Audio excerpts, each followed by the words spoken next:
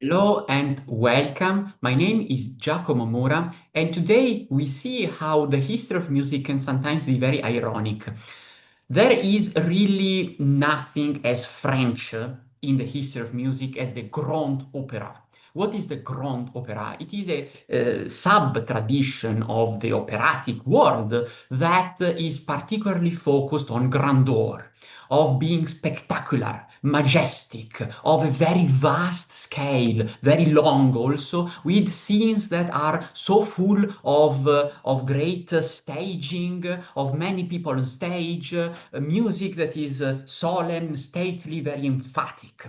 This flourished in Paris, especially, of course, in the 1830s, then 40s, basically the middle part of the 19th century. It is the major expression, I would say, of the French Romantic movement. The irony is that the milestone of the major work that lays the foundation of this genre was written by not only an Italian composer, but a composer that we associate with something completely different, Gioachino Rossini. Rossini is the master of Italian comic opera.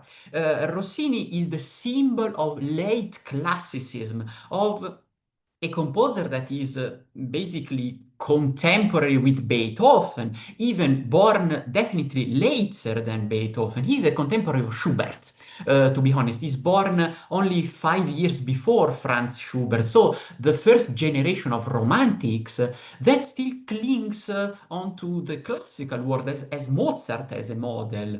If you listen to Rossini's comic masterpieces, first of all, of course, The Barber of Seville, definitely is a development from the operatic formulas by Mozart, the Marriage of Figaro, and so on. So it is so sweetly ironic and surprising that the last big work by Gioachino Rossini, Guillaume Tell, written in 1829, basically lays the foundation of the Grand Opera. It's not the very first one, but it is the very first major one. And if you go into that, it is a great opera, such a wonderful work. You will see what I mean. It is a work that is full of romantic tones, as that those all those features of the Grand Opera. It is on an historical subject. It is featuring those very stereotypical situations of the Grand Opera, big clashes, battles, historical struggles of power, also sceneries that are beautiful and majestic. The thunderstorm, a really typical, once again, cliche of that theater. Check this out. The finale of the opera, the grand ending, the conflicts are solved. Switzerland has found its independence, won the battle for independence from the foreign German domination, and all the characters will see that the clouds of the thunderstorm that reigned supreme in the last act open up and reveal the beauty of the Swiss landscape, of those mountains. And we have the majestic grand finale that is colored on the music of nature, this love for nature that is so typical of the Romantic movement as well. It is a charming moment, something that is amazing, and is so unlike the usual Rossini. Paves up the road for the following composers. Check this out, this is amazing music. Atmosphere, we see a landscape that is breathtaking and magical. Melody by the horn, the instrument of nature.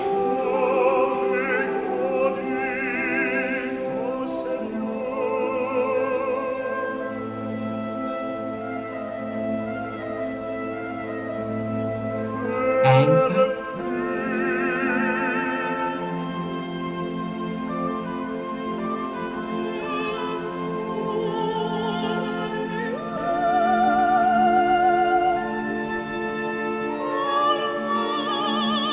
sharp, and now transformation.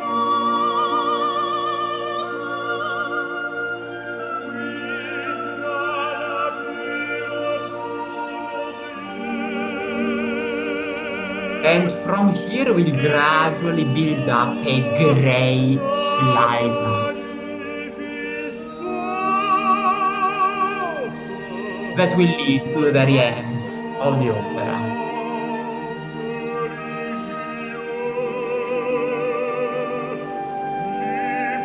Liberté, the magical word, freedom.